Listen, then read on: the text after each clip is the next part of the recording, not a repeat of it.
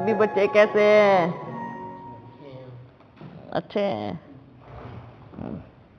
अच्छा, आज आप सबको भोग खिलाने आए हैं।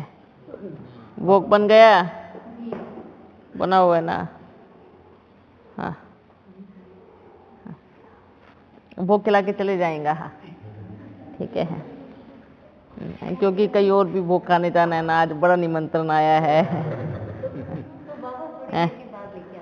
हाँ,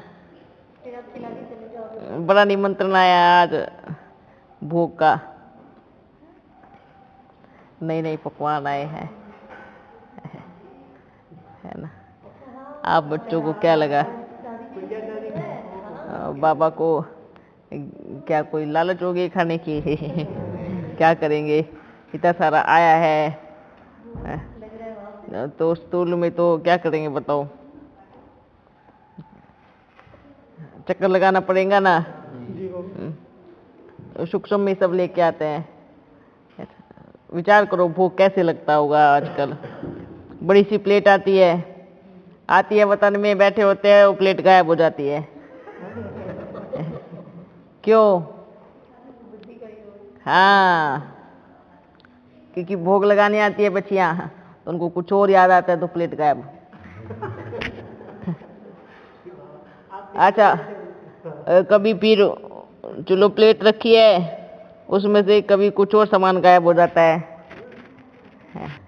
हाँ होता है ना। जैसे मम्मा का एकाग्र का तो बुद्धि योग है, पक्का है, बरोबर खिला के आएंगी, चाहे उनको आधा घंटा भी क्यों ना लगे।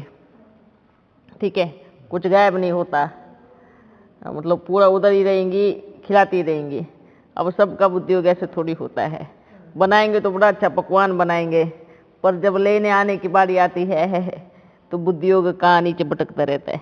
क्योंकि बाबा को भोग खिलाना भी माना। अगर आपको बुद्धि योग नीचे भटक रहा है तो आपकी वतन से प्लेट गायब होती रहेगी। हैं? खिलाना माना, भोग लगाना माना, क्या होता है? बुद्धि में किसी और की याद आई तो वो प्लेट गायब। तो फिर पूरा थोड़ी अधूरा अधूरा बाबा को भोग लगाते हैं। कोई कोई तो जल्दबाजी में आता है, बाबा जल्दी से खा लेना, जल्दी फटाफट हो खत्म कर देना, क्योंकि कहीं जाना है। बाबा के लिए भी टाइम नहीं। हाँ, ऐसे भी बच्चे हैं। कोई कोई तो ऐसे हैं, प्लेट रख के घूमते रहेंगे, बाबा आप खा लेना, मेरे को और काम है। फिर 1 घंटे के बाद जब सब खा पी के निकल जाएंगे, फिर वो प्लेट बाहर आएंगी। अच्छा खा लिया, तो वो रखा रहेगा 4 घंटे तक, 5 घंटे तक, है ना। ना खुद खाएंगे ना बांटेंगे, वो खराब हो जाता है।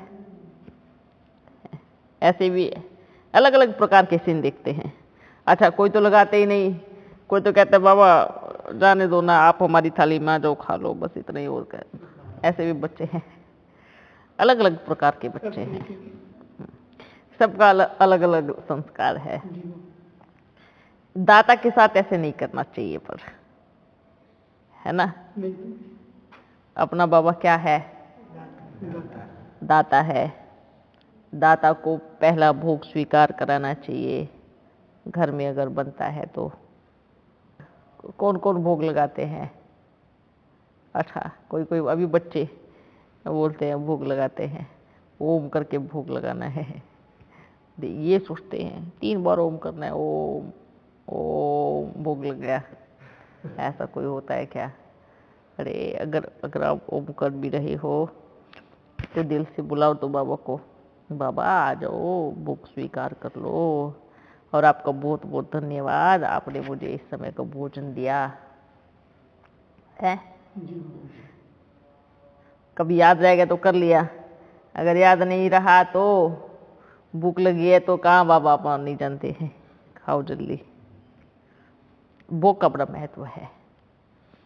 ठीक है, जो भी बच्चियां भोग लगाती है, अपने बुद्धि योग को ठीक करके ठिकाने लगा करके भोग लगाओ। भोग लगाने में भी इतना 5 मिनट 10 मिनट बैठती हैं, भक्ति मार्ग में आधा आधा घंटा 1 1 घंटा निकल जाता है भगवान को भोग लगाने में। लेकिन अपन क्या बोलते हैं, बोला आप आधा घंटा नहीं लगाओ। अगर 5 मिनट भी लगा रहे हैं, 10 मिनट भी लगा रहे हैं, तो बड़ी धैर्यता से लगाओ। तो कहते बाबा जल्दी होती है। आप जल्दी जाओ ना, आप उसी टाइम क्यों जाते हो? आप जल्दी निकलो ताकि आप उस समय तक भोग लगा करके आ जाओ जब भोजन का समय हो। है होना चाहिए ना। कभी कभी भाई भी भोग लगाते हैं क्या? कभी कभी लगाते हैं। बनाते हैं तो लगाते हैं। कभी कभी क्यों लगाते हैं? आप सोचो, कभी कभी भोजन खा के देखो। कभी कभी भोजन खाना। रोज लगाते हैं, पहले बाबा भोग लगाते हैं फिर। अच्छा लगाते हैं ना, चलो अच्छी बात है। सब लगाते हैं। चलो उधर नहीं सही, अपनी थाली में कौन कौन लगाता है? वो 2 गिट्टी खिलाते हैं। बस 2 ही, 2 में पेट भर जाता है बाबा का। बाबा ने बोला था ना 2 गिट्टी खिला दिया करो। अच्छा 2 गिट्टी में पेट भर जाता है ना, बीच बीच में भी खिला दिया करो, चलेगा। अच्छा बच्चों, और सब ठीक है?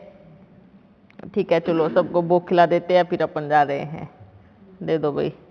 अभी हाँ इसलिए तो बोल रहे हैं। आप सोचो आ गए, बहुत आ गए, ये सोचो। बहुत ज्यादा दिल में आस की आपने 2 दिन। हाँ, दिल में आस का मतलब होता है बाबा को सभी बच्चों से क्या है? प्यार है ना। बच्चों को भी क्या है?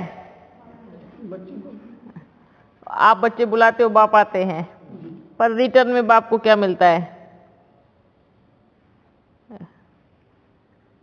क्या मिलता है? कितनी बाप की याद है, कितना बाबा से प्यार है। याद प्यार तो कितना परिवर्तन है जीवन में, कितनी सच्चाई है, कितनी सफाई है, कितनी वफादारी है, कितने आज्ञाकार हो। ये चेकिंग भी करते रहो, ठीक है? क्या ठीक है? ये सारी चेकिंग करते रहो। मन बीमार है तो बाबा क्या करेगा के है। आप हमेशा याद रखना, ये स्थान कोई साधारण स्थान नहीं है, ठीक है? स्थान ऐसा है, ये ऑटोमेटिकली एक शीशा लगा है इधर, शीशा। जो हमारे कर्म ठीक नहीं हुए तो बाबा ने क्या बोला था? बाबा किसी को बाहर नहीं निकालेगा। कर्म की जो बेड़ियां हैं वो अपने आप ही खींचते हुए बाहर ले जाएंगी। इसलिए क्या करना है? हमारे कर्म बड़े अच्छे होने चाहिए, है ना। हमारे मन में किसी को दुख देने वाले विचार उत्पन्न होने ही नहीं चाहिए। अगर दुख देने वाले विचार उत्पन्न होते हैं तो वो भी पाप कर्म ही है। अगर आपको छोटा लगता है और आप उसी बीमारी के शिकार बन चुके हो तो वो थोड़ा थोड़ा थोड़ा थोड़ा करके कितना बड़ा होगा? बहुत बड़ा होगा, है अंशवंत बन जाता है ना। तो हमारे सबसे पहले तो हमारे मन की मैल निकले। मन की मैल कैसे निकलती है? अगर हमारी छोटी भी बात पे कुछ खिटपिट होती है तो एक दूसरे के प्रति अगर दुर्भावना आ गई तो ये मन की मैल है। ये मन की मैल अगर नहीं धुलेंगी तो पाप कर्म निश्चित बनेगा ही बनेगा। ये आप ब्राह्मण बच्चों की बात बोल रहे हैं। बाहर दुनिया में तो क्या पता कितना चल रहा है, उसका तो कोई गिनती नहीं है। लेकिन ये बाप के बाहर दुनिया में भी क्या बोलते हैं? हम तो कुछ नहीं करते, कि बस किसी के बारे में गलत नहीं बोलो, गलत नहीं सोचो, गलत कुछ उसके प्रति दुर्भावना नहीं रखो, है ना। ऐसे बोलते ना, साधारण सी भाषा में बोल देते हैं ऐसे, किसी को दुख मत दो, किसी को दुख मत दो। साधारण सी भाषा में बाहर दुनिया में बोलते हैं। अगर बाप के बच्चों में ऐसी भावना आई तो सोच लो वो पाप कर्म बन रहा है, ठीक है। अच्छा, कई बार तो हमें पता ही लगता है कि हमारे इस संस्कार के द्वारा किसी को तकलीफ मिलती है। सबसे बड़ी समस्या ये है, मतलब अपनी चेकिंग ही नहीं होती। और अगर थोड़ा बहुत पता भी पड़ता है तो हम क्या सोचते हैं, इतना वो चला लेगा ना सामने वाला, इतना भी नहीं चलाएगा क्या? है, ये भी गलत बात है। हम जानते हैं हमारे द्वारा तकलीफ दी जा रही है, हम पता है हमें, उसके बाद भी अगर हम चेंज नहीं करते हैं तो ये भी बहुत बड़ा पाप कर्म है। ये बहुत छोटी बातें हैं, पर यही बातें हमें जीवन में सफलता बहुत, अगर ये बातें हमने परिवर्तन नहीं किया तो हमारी उन्नति कभी नहीं हो सकती।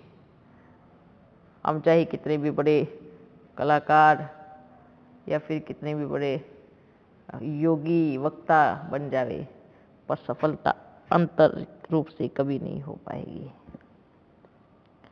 ठीक है, इसलिए क्या करना है, पहले तो खुद की चेकिंग करनी है, मेरे द्वारा किसी को तकलीफ तो नहीं हो रही है,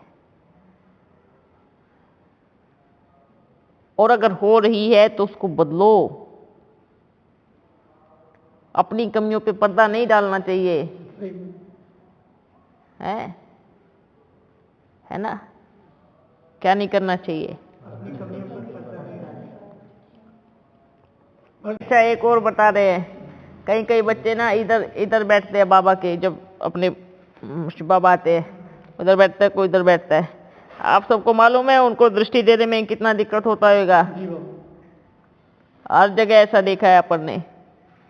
खुद आप लोग बच्चों को देखना चाहिए, कितना घूमना पड़ता होगा उनको, है?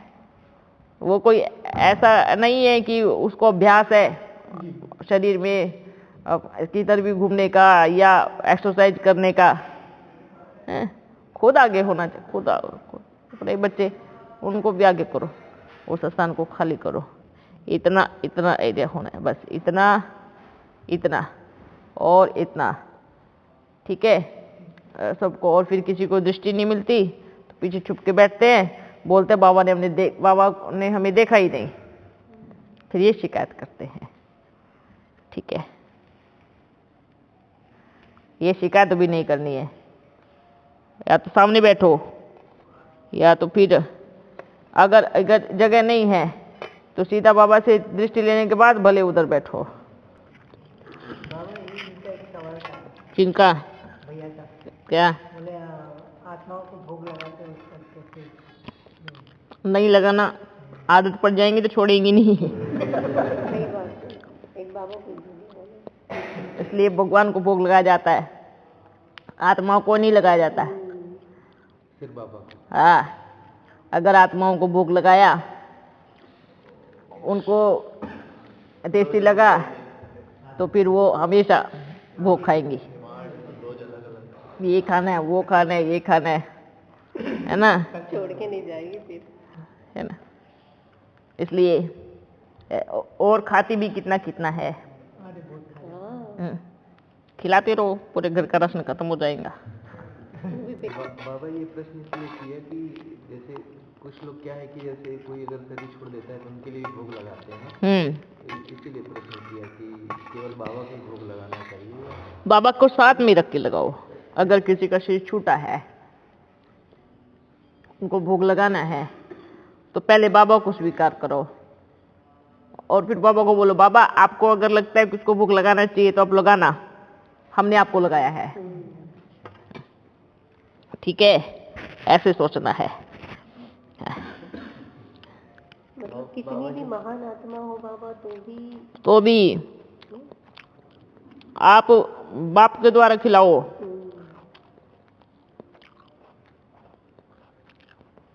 कई जगह साधु संतों को पर भी तो बाबा आजकल चल गया है कि किसी न किसी तरह जो है। आप सोचो, अगर कोई मैया को बोलता है भोग लगाना हमारे उसको, आज तक मैया ने किसी को भी भोग नहीं लगाया सिवाय बाबा के। बाबा आपको खिलाना तो खिलाना, जो योग्य आप समझते हो उसको खिलाना, नहीं तो आप खाओ। बस ये संदेश, और बाबा को भोग खिलाया, बाबा ने खाया तो मतलब सबके पेट में अपना आप चले गया जिसको भोग लगाना था। कहने का मतलब कि अन्नदाता सबसे पहले, चाहे कोई कितनी भी महान क्यों ना हो, अन्नदाता से बड़ी नहीं है, जीवनदाता से बड़ी नहीं है। तो हमारा बाबा क्या है? जीवनदाता है, इस शरीर को बनाने वाला, आत्मा को बनाने वाला है ना। तो सबसे पहला सबसे पहली बात है, जिसने बाप को भोग लगाया वो कभी दुखी नहीं होगा, उन पे कोई ये दूसरी आत्माएं वार नहीं करेंगी, ज्यादा समय तक उनका प्रभाव रहेगा ही नहीं, है ना। जिसने सिर्फ बाप को भोग लगाया। आज जो बोलते हैं हम पीतर खिलाते हैं, ये खिलाते हैं, है ना, आदत डाल दी ना, वो छोड़ के देखो तब मालूम पड़ेगा कि पीतर खिलाने का क्या मतलब होता है। हाँ, एक बार नहीं खिलाया तो वो बहुत तंग करता है। हाँ, और अगर जो पीतर खिलाते भी है, भले वो उस दिन भोग लगावे, पर किसको लगावे? बाबा को भोग लगावे, डायरेक्ट बाबा को भोग लगावे। तो उनको खाना है, बाबा को खिलाना होगा क्या देगा, बाबा को नहीं खिलाना होगा या मुक्ति देनी होगी तो दे देगा। ठीक है। हाँ, क्या वो कवि को खिलाते ना पितृ की देवी? नहीं, कैसे आएंगे कौवे में? वो लोग सोचते कि कब वो मीठा करे खाने को। तो जब आप बाहर राशन रखोगे तो कोई तो कौवा चिड़िया आएगा ना। जैसे कि वो तो कहेंगे कि हाँ आके खाते हैं। मतलब अपने पूर्वजों को कवि के रूप में इससे बड़ी मूर्खता क्या होगी? हमारा पूर्वज कौवा बन के आया है, वो भी कौवा। हंस बोलते तो अच्छी बात थी। हंस बोलते तो अच्छी बात थी। अगर किसी का पूर्वज शाकाहारी हो और कौवा तो क्या है, क्या पता आपके खाने से पहले क्या खा के आया हो, तो आपका पूर्वज क्या बन गया? मांसाहारी। सबसे बड़ी बात बाबा कौवा बन गया। कौवा बन गया सबसे बड़ी बात है, मांसाहारी बाद में है। बाबा जब भोग लगाते हैं तो अपने हाथ से बाबा को खिलाना चाहिए। या क्लास सुनी थी एक बार, तो उसमें बताया था कि आप संदेश नहीं है तो बाबा को याद में थाली रख दो, अपने आप पहुँच जाएगी। थाली कभी अपने आप नहीं पहुँचती, वो थाली अपने आप आई नहीं आई। कौन लेके आया? माध्यम बना। बाबा के पास भी थाली अपने आप नहीं पहुंचेगी। जब तक आप स्वयं भोग स्वीकार नहीं कराओगे, भगवान कभी स्वीकार नहीं करता। ये नियम है उसका।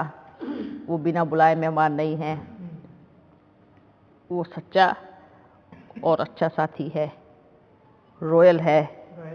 जब तक आप उसको 10 बार आह्वान नहीं करोगे तब तक वो आने वाला नहीं है। आप सोचो भक्ति मार्ग में कितने काल से अभ्यास कर रहे हैं, कितने जन्म लिए आप लोगों को उसको पुकार रहे, कितने जन्मों से पुकार रहे हैं। आया नहीं। कब आया? जब उसके बिना कुछ चलने वाला नहीं है तब आया।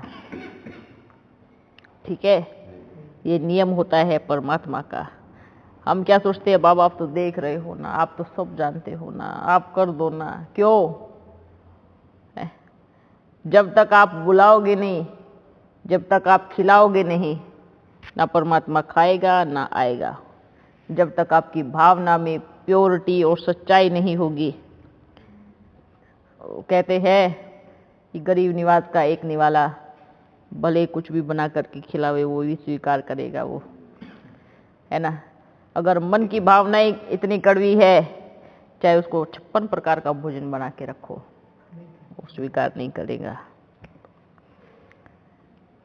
तो स्वीकार क्या है? सच्ची दिल है। सच्ची दिल से आप उसको एक कप चाय भी पिला सकते हो। हाँ, सच्ची दिल है, एक घूंट पानी भी पिला सकते हो।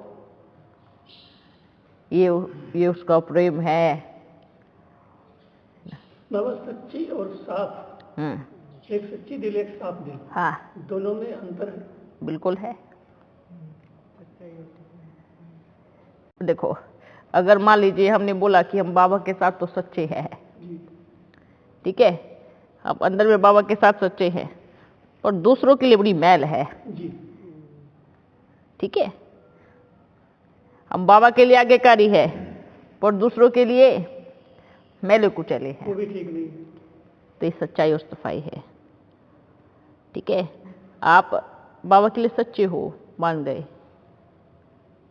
ठीक है, लेकिन सफाई नहीं है। ये तो वही बात होगी, घर के बाहर लीपा पोती की है, घर में कचरा है। इसलिए बोलते हैं सच्चाई सफाई दोनों एक साथ शब्द क्यों उच्चारे जाते हैं? क्योंकि आपके मन में देखो, सच्चाई परमात्मा के लिए है, सफाई उसके परिवार के लिए है, अर्थात उसके बच्चों के लिए है। परमात्मा अपने परिवार से कभी अलग रहा है? नहीं रहा ना। तो सच्चा वो है, साफ उसके बच्चे हैं। तो अगर हमें उसके दिल पे चढ़ना है तो उसके साथ पहले सच्चा, फिर सबके साथ साफ, जिसके साथ हम रह रहे हैं। वो एक महात्मा है बस्ती में, तो वो पहले से ब्रह्मा कुमारी से बहुत नजदीक संबंध में है। 10 साल पहले वो कहते हैं हमसे ब्रह्मा बाबा डायरेक्ट बात करते हैं। तो कहते हैं 10 साल पहले हमको ब्रह्मा बाबा ने डायरेक्शन दिया है कि आप अपनी कुटिया में ही रहोगे, वहां से कहीं जाओगे नहीं और तुम नारायण बनोगे। तो वो उनको जब यहाँ का पैगाम बताया गया तो बोले ये बहुत अच्छा हुआ, हम वहाँ जरूर जाएंगे। कौन नारायण बनेगा? वो महात्मा कहते हैं कि ब्रह्मा बाबा ने बोला है कि तुम नारायण बनोगे। अच्छा, ब्रह्मा बाबा ने बोला है। अच्छा है, बहुत अच्छी बात है। और यहाँ आने को तैयार है, अप्रैल में। पुरुषार्थ इतना अच्छा होना चाहिए, नारायण बनो। भाई देखो, हर किसी को चांस है, ठीक है, फर्स्ट नहीं तो सेकंड थर्ड, है ना। पूरे 21 जन्म में किसी में भी नारायण बन सकते हैं। बनोगे और बनने में फर्क है, ठीक है।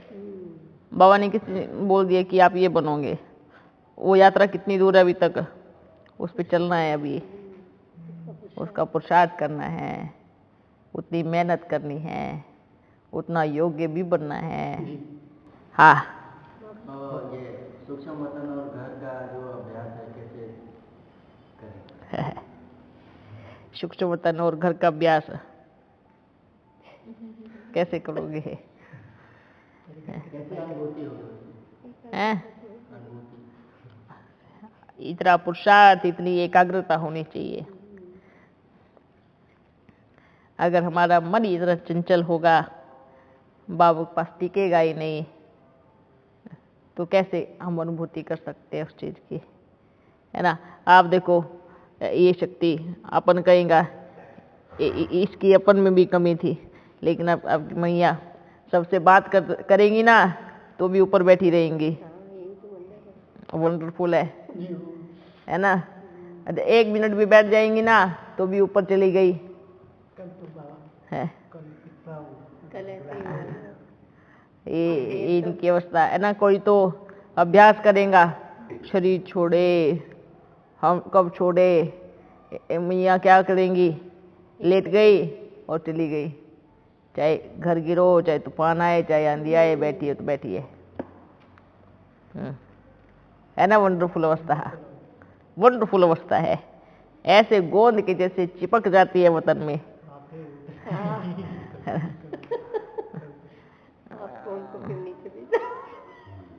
नीचे आने में भी कितना मेहनत लगता है ना। क्यों, क्या होता है ना, अगर ये चले गए तो बाद में शरीर में आने में इतना सेटिंग होने में बहुत 2-4 घंटा चला जाता है ना। अगर 2 घंटा भी ऊपर रहे तो ये अच्छी अवस्था है ना। वंडरफुल अवस्था है। आपको भी जाना है, क्या करेगा जा करके ऐसा अवस्था बनाना है। हाँ, तो उसके लिए मेहनत करो, पुरुषार्थ करो। अगर आप बच्चे ये सोचते होगे मैया योग करती है या नहीं करती, मन में आता है कभी विचार आता है मैया को कभी योग करते हुए देखते हो? पर वो योगी करती है। अगर वो उधर जाएंगी ना भंडारे में देखने के लिए, अगर 2 मिनट इसलिए इसलिए मैया को मना किया, वो बैठना नहीं ज्यादा देर तक। बैठती है तो सीधा कहाँ बैठती है? ऊपर। फिर आप हिलाते रहो, जगाते रहो, ढोल बजाते रहो, नहीं आएगी। है ये अवस्था है। आप बच्चे सोचते हो जितनी देर मैया बैठेगी उतनी देर हम बैठेंगे, ये गलतफहमी है। आप खुद बैठो, अभ्यास करो, अच्छे से करो। बाबा साहब ये मैया को देखते रहते हैं कि मैया उठी तो हम उठेंगे, हाँ, ये मूर्खता है। ऐसी मैया की अवस्था है ना, 1 सेकंड में गायब, ढूंढते रहना फिर। इसलिए अपन नहीं, बाबा नहीं मना किया ज्यादा समय तक बैठना नहीं है, अभ्यास नहीं करना है बैठ के। अभी भी कहाँ है मैया? देखो है ना, अपने स्थान पे ऊपर है। तो आप उनकी डिश नहीं करो, पुरुषार्थ में तो कभी नहीं करना है, ठीक है? पुरुषार्थ में तो रीच करो, अच्छा तेजी से पुरुषार्थ करो। जितनी देर ऐसा नहीं मैया उठेंगी बैठेंगी तो हम करेंगे, ठीक है? दुनिया में क्या होता है ना, किसी के अंदर कोई आत्मा आ जाती है ना, उसको कुछ भी ऐसे करते हैं तो तुरंत 2 मिनट में वो हो जाती है। मैया की अवस्था पता कैसी है? ये अगर एक बार इन्होंने अपने से अलग कर लिया तो दुनिया की कोई ताकत नहीं इनको वापस लेके आ सकती है। ये वो खुद आ सकती है या बाबा भेज सकता है, ठीक है? सिर्फ देख करके इस स्थान को, इतने बच्चे हैं, कहाँ जाएंगे? ये बस इतना ही। तो इसलिए क्योंकि मैया को ये भी भान नहीं है कि वो स्त्री है पुरुष है, उसको ये भी भान नहीं है। हाँ, ये भी भान नहीं है उसको, ये स्त्री है ये पुरुष है, इनके ऑर्गन्स क्या है ये भी भूल गई है, ये भी उनको दिमाग में नहीं है। तो आप बच्चे क्या सोचते हो हैं? इनकी अवस्था क्या होगी? आज तक किसी को नहीं बताया, जितना भी बताते हैं अपन बताते हैं, पर आज तक किसी को, मतलब ऐसी अवस्था है कि कुछ भी होता रहे सामने, कोई भी पिक्चर चलती रहे, फर्क नहीं पड़ेगा। ऐसा योग है आपकी माता जी का। बाबा मतलब बाबा की याद चलते फिरते करो, वही असली योग। वही असली योग नहीं है, आप बच्चों के लिए बैठ के करो 2-3 घंटा। ये योग इनके लिए है। इनका अभ्यास हो चुका है ना वो। अगर वो बैठ गई तो बैठ गई, बैठने नहीं देना। नहीं थोड़ी बहुत तो आप कब तक रोकोगे? वो इधर नहीं तो उधर जाके बैठेंगी। वो अपने हिसाब से करें थोड़ा। आपको लगता है मैया टेलीफोन चला रही है, ये वो कुछ नहीं है, धुंधला है उनके सामने, ठीक है? ये राज की बात है। आप देखते हो तो पूरा घुस जाते हो, वो देखती है तो फर्क नहीं पड़ता। हम वही पूछते थे भैया से, कैसे आप ऊपर नीचे होते हो, समझ में नहीं आते, नीचे तो होते नहीं हो। ये अवस्था होनी चाहिए सच्चा योगी जीवन। ऐसी अवस्था को पाने के लिए इतने साधु महात्मा जंगलों में जाकर के बैठे तो भी ऐसी अवस्था नहीं हुई है, ठीक है? ऐसी अवस्था को प्राप्त करने के लिए कितनों ने अपना घर का त्याग किया है, कितने वर्षों तक वो तपस्या करते हैं, फिर भी वो जीत नहीं पाए। और आपकी मैया इतने सारे बच्चों के बीच में रहते हुए, इतने सारे बच्चों, कोई इतना बुद्धि को भ्रष्ट करने वाले बच्चे भी होते हैं, इतना समय फिर भी उनकी अवस्था देखो। ये है सच्चा तपस्वी जीवन। इतने सारे बच्चों को संभालते हुए भी इतने सारे। अच्छा, वंडरफुल बात यह है, अगर किसी की बुद्धि में कुछ नहीं हो और वो कोई जानता ही नहीं हो कुछ किसी के मन में क्या चल रहा है, उसके लिए जीना बड़ा आसान होता है ना? और इनकी अवस्था क्या है? सबकी दिमाग को जानती है, छोटे से छोटा हो बड़े से बड़ा हो, तो भी उसके साथ इतने प्यार से चलती है वाकई। इतने प्यार से उसको भी फील नहीं होने देती कि आपको कुछ पता है। आप मेरे को कुछ पता है। ये ऐसी अवस्था, अगर आपस में आपको मालूम पड़ जाए कि फलाने ने इसके बारे में ये बोला और इसके बारे में सोचा, तो झगड़ा शुरू। हाँ, और आपकी मैया हर किसी के साथ कनेक्ट है, जुड़ी हुई है ना। अगर ऐसी कि आंख बंद करके भी ये देखेगी ना कि तेरे पास कौन खड़ा है, तुरंत पहचान जाएंगी। तो जो आंख बंद करके भी देख ले कि कौन है, तो आंख बंद करके यहाँ क्या नहीं देख सकती।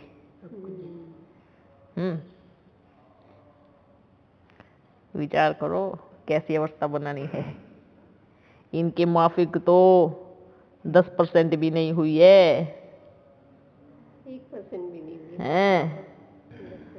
किसी ने कुछ बोला, जवाब दे दिया, तो मन में खिटपिट होना शुरू हो जाती है।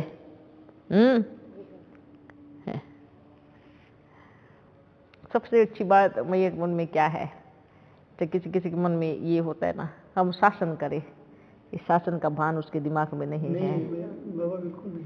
ठीक है, ये जो पद का मान इनके साथ रहने वालों के मन में है ना, घूमता रहेगा, हम ये करें, ऐसे करें, ऐसे करें जैसे, लेकिन कभी नहीं हो सकता, क्योंकि ये उस पद पे बैठी नहीं है।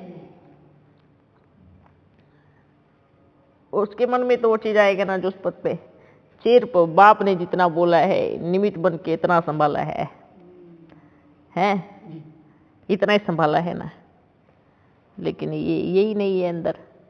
सिर्फ ये है कि बाबा आप जिस दिन कहोगे छोड़ दो सबको, तो अपन छोड़ के चले जाएंगे।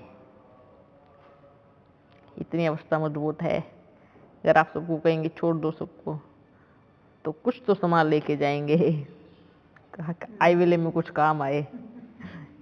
पर मैया की अवस्था कैसी है? तुरंत 1 सेकेंड में। ठीक है, तो क्या बनना है? इसलिए कहीं पर भी अटकना लटकना नहीं है। कोई मुझे सम्मान दे, कोई मुझे रिस्पेक्ट करे, ये भी देवाभिमान है। मैं अच्छा ज्ञान सुनाता हूँ या मैं अच्छा ज्ञान सुनाती हूँ, ये भी देवाभिमान है। कोई मेरी तरफ अटेंशन दे, ये भी क्या है? इसलिए सोचो, इन सब चीज से पार जाना है? ठीक है, तो ये सबके लिए है, जो इधर है भी नहीं उनके लिए भी है, जो सुन रहे होंगे बाप की बात उनके लिए भी विशेष बात है। कोई बच्चे सोचते हैं ये मैया का चेहरा बड़ा भोला है, कोई भी अपने साइड में ले सकता है। ठीक है, शुरू में गलतफहमी पैदा कर लेते हैं, है ना। ये बड़ी मूर्खता वाली बात है। ये चेहरा भले भोला है, सच्चाई सफाई वाला है, इनोसेंट है, पर कोई इसको अपने वश में नहीं कर सकता। ठीक है, ये सिर्फ देखती है दिलों को, मन को। साफ है तो वो मेरा बच्चा है, नहीं है तो भी वो मेरा ही बच्चा है। लेकिन पहले मूर्खता ठीक करो, है ना। साफ है तो पहले नंबर में गोदी में है, नहीं है तो नीचे खड़ा रहो, जब साफ आएगा तब बिठाने वाली हूँ। ठीक है, इसलिए बच्चों, ये देखो मैया अभी अपने को कर रही है, बाबा नहीं बोलना है, इतनी महिमा नहीं सुनो है क्या। मैया थोड़ी देर रुक जाओ, वो आपकी नहीं सुन सकती अभी। देखा, अपने को उंगली लगनी शुरू हो गई अभी, बाबा की सुनेगी, है ना। ये वंडरफुल कनेक्शन है। बाबा रुक जाओ ना, इतनी तारीफ नहीं करना है। ये तारीफ नहीं है, ये रियलिटी है, ये रियलिटी है। आज तक मैया का जो भी है, आप सोचो वंडरफुल बात ये है ना, कहते हैं सतयुग में ताज पहले किस पे जाएगा? है वो जो नारायण के ऊपर ताज रखा जाएगा ना, नहीं, पहले वो लक्ष्मी के ऊपर आएगा, फिर वो बाद में नारायण के ऊपर रखा जाएगा। तभी तो लक्ष्मी ऐसा, इसीलिए पहले लक्ष्मी फिर हाँ, ठीक है। नारायण उसको डायरेक्ट धारण नहीं कर सकता, ये एक राज की बात है, ये राज की बात है भाई, सच में। ये क्यों बोलते ना, वो जो हीरा जड़ा होता है ना, जिसकी वैल्यू है आज भी, तो उसको पहले लक्ष्मी धारण करती है, उसके बाद वो नारायण के सिर पे रखा जाता है। इसलिए राज्य लक्ष्मी और नारायण का होता है। मतलब महारानी पहले लक्ष्मी ही होगी, अब उसकी मर्जी है कि वो राजा किसको बनाए अब। हाँ, ठीक है, वो उसकी हाथ में है कि अब उसको राजा किसको बनाना है। फिर लक्ष्मी नारायण के ऊपर ताज रखती है ना। हाँ, लक्ष्मी ही सबसे पहले विश्व की मालिक बनती है, महारानी बनती है, उसके बाद नारायण बनता है। और वो भी लक्ष्मी अपने हिसाब से रखेगी, नारायण भी नहीं बोलेगा कि मेरे सिर पे रखो, चुप रहेगा ना, उनका थोड़ी लेना है। तो ये जब लक्ष्मी की इच्छा होगी तो रखेंगी, अगर उसको किसी और का नारायण बनाना है तो उसकी मर्जी है ना। तो ये कहानी है लक्ष्मी और नारायण की, ठीक है। अगर आप बच्चों को लग रहा है महाराजा बाबा बनेगा, पर पहले लक्ष्मी बनेगी। फिर मतलब ऐसा नहीं है कि डायरेक्ट महाराजा बाबा बनेगा, ठीक है। बाबा आप जब से आए हैं, हाँ, तब से मेरे मन में यही संकल्प चल रहा है कि मैं विश्व के महाराजा से बात कर रहा हूँ। हाँ। अच्छा, महारानी को भूल जाते हैं ना, बिना महारानी के कुछ मिलने वाला नहीं है, याद रखो। मतलब मेरे महाराजा भी महारानी के बदौलत ही बनता है, इसलिए सबसे पहले पॉइंट होती है, एक ही पॉइंट बचती है, इसलिए नाम रखते हैं, पहले लक्ष्मी पीछे नारायण। हाँ, रियल पॉइंट है। और हम तब समझते थे कि लक्ष्मी नारायण से लेती फिर बच्चों को पाती। नहीं नहीं नहीं, हम तो ऐसे सोचते थे। अरे नारायण लक्ष्मी से लेता है, बताओ। मतलब बाबा आज बताया बाबा, जैसे अब हमेशा थोड़ी कभी कभी बताएंगे ना। हाँ, लौकिक में भी होता है कि हाँ, घर की चाबी जो है लक्ष्मी के हाथ में होती है, तो वही जो है इसलिए यही यहाँ से जो है। ये तो कलयुग की बात है ना, जो राजा कलयुग में बनते हैं, ठीक है। लेकिन जो रियल बात है, जो सत्य बात है, वो सत्य बात ये है, सतयुग में पहले लक्ष्मी ही है। इसलिए धन के लिए कोई नारायण की पूजा नहीं करते हैं, धन के लिए किसकी पूजा करते हैं? लक्ष्मी की पूजा करते हैं। तो आपको बच्चों को क्या लग रहा है? हाँ, ये बात है कि पहला बच्चा शिव बाबा का श्री कृष्ण है, पर वो भी किसके द्वारा आया? लक्ष्मी के द्वारा। सोचो, है ना, भले है लेकिन माध्यम कौन है बीच में? वो बच्चा भी डायरेक्ट नहीं ऊपर से कूदा होगा कि आ गया, ऊपर से कूदा और नीचे पैदा हो गया, ऐसा तो नहीं है ना। फिर अब भूल जाते हैं कि डायरेक्ट परमात्मा का बच्चा श्री कृष्ण है, ये सत्य है। सबसे पहले परमात्मा के बाद बीच में, उसके बाद, समझ में आया? फिर दूसरा नंबर किसका है? लक्ष्मी का। ठीक है, अपन तो तीसरे नंबर पे है।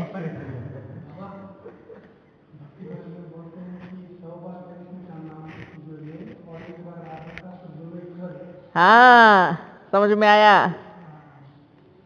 दादा को मुक्ति का द्वार बोला गया है, ठीक है। इसलिए ये हम सोचते हैं परमात्मा का बच्चा श्री कृष्ण, ये बहुत अच्छी बात है, सबको मालूम है। लेकिन परमात्मा के बाद पहले बीच में लक्ष्मी है, राधे है, उसके बाद तो ताज कोई नारायण अपने आप नहीं पहनता है, जो पैदा करेगी वही ताज पहनाएगी। हाँ, नहीं तो कोई और ताज पहनाने के लायक नहीं, जो उतारेगी वही। तो दूसरे नंबर पे कौन हुई? कौन हुई? लक्ष्मी हुई दूसरे नंबर पे। और वंडरफुल बात है, चैतन्य में लक्ष्मी आपके साथ में है। चैतन्य में है, लेकिन उसकी होती नहीं सब। कोई नहीं ना, बाद में मालूम पड़ता है ना, बाद में मालूम पड़ेगा, कोई बात नहीं, है ना। इसलिए बच्चों, सिर्फ आपकी लक्ष्मी को कुछ नहीं चाहिए, आपस में मिल के रहो, है ना। आप किसी से भी कोई डिमांड किया आज तक? नहीं किया। और जगह चले जाओ, जाके देखो। अगर कन्याओं को भी समर्पित करेंगे तो क्या कहेंगे? जो कन्याओं के हिस्से का धन है वो इधर दो, तभी हम समर्पित करेंगे, ऐसे बोलते हैं। चाहे ब्राह्मण परिवार में चले जाओ, चाहे कहीं भी चले जाओ, है ऐसे बोलते हैं, है ना। वंडरफुल बात। लेकिन ये लक्ष्मी कभी किसी को कुछ बोला? फिर भी किसको समस्या है बताओ? लक्ष्मी से किसको समस्या है? अगर है तो ये लक्ष्मी जहां भी जाएंगी ना वहीं बाहर आएंगी, पर जिसको छोड़ के जाएंगी वो कंगाल हो जाएगा। याद रखना हमेशा, ठीक है। और जो इसको छोड़ के जाएगा वो भी कंगाल हो जाएगा, ठीक है। मतलब हर तरह से अपना घाटा। हाँ, अगर ऐसा लग रहा है ऐसा नहीं होता तो अनुभव करके देख लो, और अनुभव नहीं करना चाहते जिन्होंने किया हुआ है उनको देख लो, ठीक है। जिन्होंने अनुभव ये किया हुआ है उनको पूछ लो। जो लक्ष्मी को छोड़ के जाएगा वो भी कंगाल, जिनको लक्ष्मी छोड़ के जाएंगी वो भी कंगाल, हर तरह से, ज्ञान से भी और आर्थिक धन से भी, ठीक है। तो अब क्या करना है ये सोच लेना, बाद में अपने को मैसेज दे देना कि क्या विचार है, ये तो पकड़ के रखेंगे, है ना। क्योंकि शिव बाबा से सेकंड नंबर कौन है? लक्ष्मी है। ये आज सबके सामने बाप ने रहस्य खोला है, शिव बाबा के बाद सेकंड में लक्ष्मी है। क्योंकि बिना लक्ष्मी के तो नारायण पैदा ही नहीं होगा। नहीं होगा वो। फिर भले उसने कितना भी पुरुषार्थ क्यों ना किया हो, फिर भी उसके अंदर ये शक्ति नहीं है कि वो अपने आप धरती पे पैदा हो जावे। जब अपने परमात्मा के अंदर ये शक्ति नहीं है तो उसके अंदर बाबा के लिए नहीं बोलते। आप सोचो, अगर परमात्मा को भी आना पड़ेगा तो भी नारी के गर्भ से जन्म लेना पड़ेगा ही पड़ेगा, चाहे पवित्रता से आधार क्यों ना हो। इसलिए भले अपन ने कितना भी, कितने जन्मों तक कितनी भी तपस्या की हो, पर आना तो नारी के गर्भ से ही है। तो प्रथम लक्ष्मी इस धरती पर, ठीक है। इसलिए समझो आप लक्ष्मी की शक्तियां हो, आप सब ताकत हो, है ना। हाँ, ये जैसे दूसरा पहलू ये है, क्योंकि लक्ष्मी तो अपने आप में लक्ष्मी है, उसको किसी से मांगने की जरूरत नहीं है, ठीक है। मांगते कौन है? बच्चे। हमेशा याद रखना, ये सच में सत्य है कि अगर बाबा बच्चे को लेकर के कहीं पर भी जाएगा ना, बोले जंगल में भी क्यों ना जाए, तो पूरी प्रकृति उसकी है, ठीक है, सब कुछ हाजिर। खाने पीने से लेकर के सब कुछ एवरीडी प्रकृति खुद करेगी। हैं, विचार करो। लेकिन क्या हम बच्चे उसके बिना कुछ है? कुछ नहीं है? जीरो भी नहीं है। आप इनको सिर्फ साधारण रूप से देखते हो बारी बारी,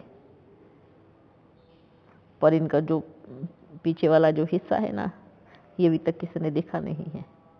एक बार दिखा दीजिए सबको। हैं? हाँ, तभी तो समझ ठीक है, जरूर दिखाएंगे, जरूर दिखाएंगे। ये तो मतलब समझाने में जो ना माने वो देवता नहीं। हाँ उनको दिखाना पड़ेगा कैसे। ठीक है। इसलिए बच्चों, सबसे बड़ा भाग्य तो ये रखो कि आप रह किसके साथ रहे हो। ठीक है, ये सबसे ऊंच भाग्य है। क्यों ये सब बोलते हैं ना, मैं ब्रह्मा हूँ, मैं प्रजापिता हूँ, मैं ये हूँ, ये मैं वो हूँ। उनको बोलो कुछ भी नहीं हो। ठीक है, जिस नारी शक्ति का अपना रूप है ना, कुछ भी नहीं हो आप। 2 मिनट में कंगाल कर देगी आपको। है ना? इसलिए तो पहला नंबर दिया है ना, धरती पर पहला नंबर। ठीक है, इसलिए ये बुद्धि से भूल जाओ कि श्री कृष्ण फर्स्ट है, प्रिंस है, प्रिंसेस राधा है पहले। ठीक है ना? श्री कृष्ण का जन्म तो पता चल गया, राधे का जन्म कैसे? अद्भुत है। अभी आज एक बताया, फिर कभी बाद में बताएंगे। हाँ बाबा, हॉस्पिटल की सेवा पे विचार। हाँ, भले करो, लेकिन खुद की सेफ्टी करके जरूर जाना, क्योंकि आज बीमारियां भी अलग अलग प्रकार की लगी हुई है ना। तो खुद की सेफ्टी, ज्यादा सोचना नहीं है, पर सेफ्टी करके जाना है। मास्क वगैरह पूरा बिल्कुल। हाँ, ठीक है ना? ओके। आज तो लक्ष्मी का वर्णन सुनाया। इससे बहुत बहुत धन्यवाद बाबा। महीन पोटली खुली आपका, अद्भुत पोटली। हाँ, एक काम ये भी कर सकते हैं कि जो मेडिकल स्टोर है उनको अपन बोलें कि आपके यहाँ जो दवाई लेने आएगा उसको पर्चा दीजिए। इतना तो कर सकते हैं मेडिकल स्टोर वाले से। बिल्कुल कर सकते हैं। ठीक है, ओके। कैसे नहीं, पहले लक्ष्मी का दिमाग में डालो, लक्ष्मी की वैल्यू करो पहले। ठीक है, पुरुषार्थ अपने आप हो जाएगा। समझ में आ रहा है? इसलिए ऐसे चलते फिरते साधारण नहीं देखो।